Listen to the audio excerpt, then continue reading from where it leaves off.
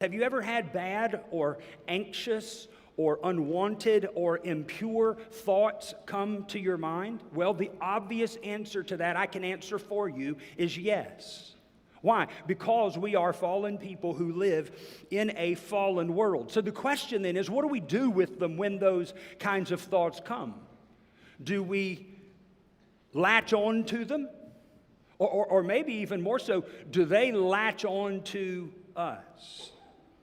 Do we dwell on them?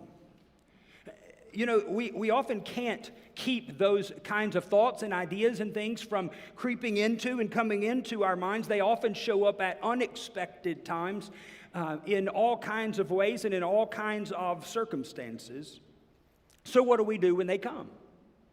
Well, one thing we can do is we can just simply try to shoo them off. I think about what my mama used to say. She said, you can't keep a bird from landing on your head, but you can keep him from building a nest in your hair.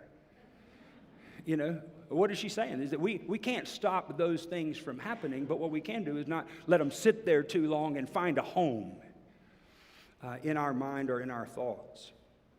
But in addition to that, the Apostle Paul would write to the believers there in Corinth, and he would say to them, look, you are going to have those kinds of thoughts, impure thoughts, immoral thoughts, anxious thoughts, debilitating thoughts, and those kinds of things that are going to be all kinds of things that will seek to distract you from the truth of God and keeping your focus on Christ. And how did he admonish the Corinthian believers in 2 Corinthians 10, verse 5 to respond to that? He said to them that they should take every thought captive in obedience to Christ.